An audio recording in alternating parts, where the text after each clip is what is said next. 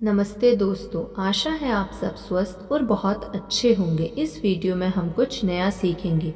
गीत और संगीत में गति में बदलाव का काफ़ी योगदान है, लेकिन इसमें कोई आश्चर्य नहीं है कि ठोस चीज़ों में गति में बदलाव महसूस किया जा सकता है।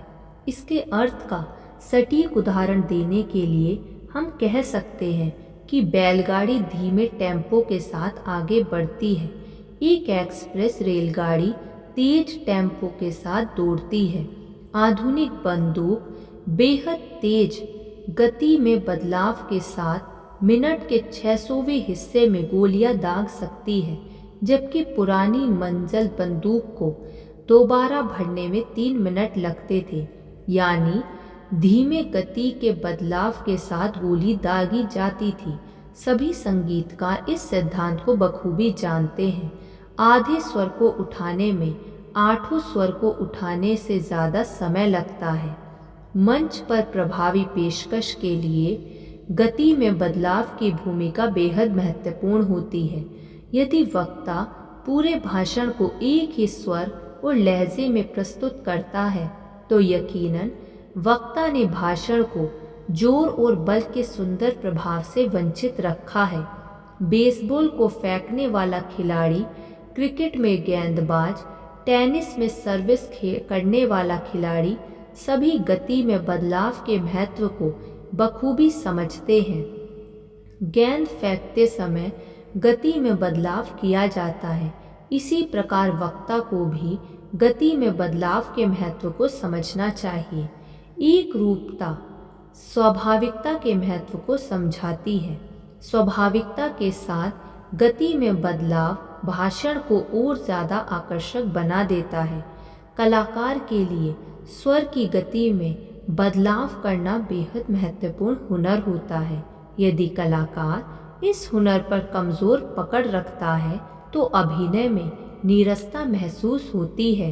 लिहाजा कलाकार की तरह वक्ता को भी इस हुनर पर मजबूत पकड़ बनानी चाहिए। हालांकि स्वाभाविक बर्ताव को समझने के लिए कई आधारभूत और प्रभावी साधन हैं। आपको जानकारी के लिए बता दें कि यह एक ऐसी प्रतिभा है जिसे खोने के बाद दोबारा हासिल करना मुश्किल होता है। मंच पर प्रस्तुति का यह वह आदर्श स्तर है जिसे हासिल करने की भरपूर कोशिश की जाती है। हालांकि प्रत्येक वक्ता के लिए इसका अर्थ भिन्न होता है। इस तथ्य की जानकारी हमें मिली है। यदि सभी वक्ता और कलाकार अपनी शैली में बदलाव के सिद्धांत को पूरी ईमानदारी से निभाएं, प्रत्येक फुसफुसाहट, करहा, विराम, चुप्पी और तेज स्वर को कुशलता से प्रस्तुत करें, तो निस्संदेह परिणाम काफ़ी आकर्षक होंगे। भाषण के दौरान यदि प्राकृतिक अंदाज का तड़का लगा दिया जाए, तो भाषा शैली प्रकृति के सबसे खूबसूरत तोहफे के समान आकर्षक हो जाएगी। कल्पना कीजिए कि आप एक कहानी पढ़ रहे हैं और दूसरे वाक्य को तेजी से और पहले वाक्य को धीमी गति से। महसूस कीजिए कि इसका प्रभाव कितना प्राकृतिक या अप्राकृतिक प्रतीत होता है। इसके पश्चात पूरी कहानी को एक रफ्तार से पढ़िए। अंतर खुद ब खुद महसूस हो जाएगा। मैं याद नहीं कर पा रहा हूँ कि मैंने अपने चाकू के साथ क्या किया। ओह, मुझे अब याद आया, मैंने चाकू मैरी को दिया था। इस उदाहरण के जरिए पता लगता है कि एक ही वाक्य में गति के बदलाव की ज़रूरत हो सकती है। ज़रूरी नहीं है कि शब्द और वाक्य के लिए गति में बदलाव लाना पड़े। लंबी पंक्ति बोलने में भी गति के बदलाव की ज़रूरत पड़ सकती है।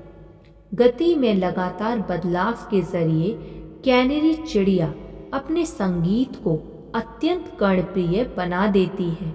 यदि राजा सोलोमन एक वक्ता होता, तो वह जंगली चिड़ियों के ही नहीं बल्कि मधुमक्खियों के व्यवहार से भी प्रेरणा लेता।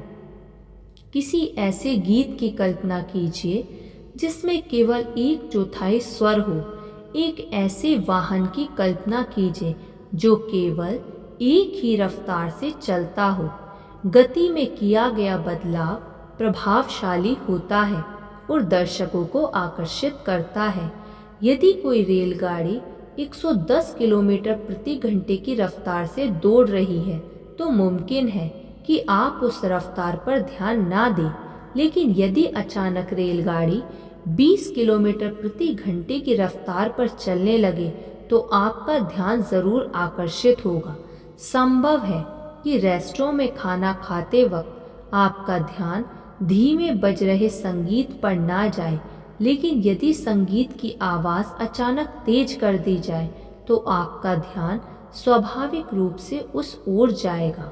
यह सिद्धांत भाषा की कला में भी समान रूप से लागू होता है।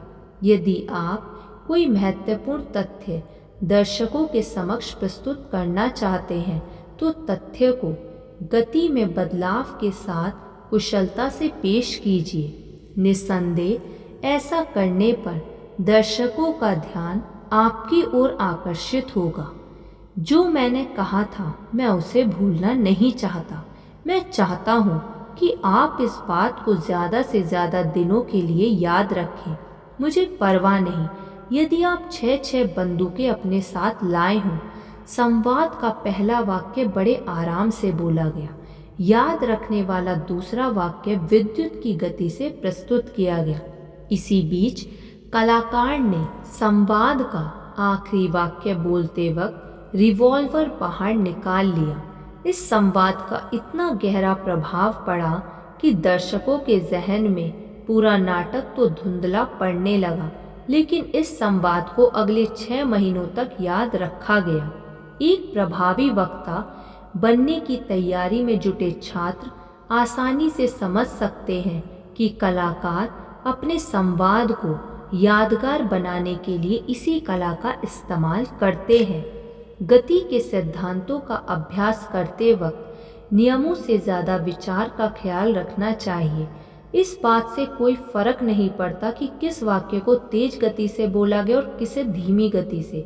महत्व इस बात का है कि भाषण के दौरान इस कला का इस्तेमाल किया गया है या नहीं।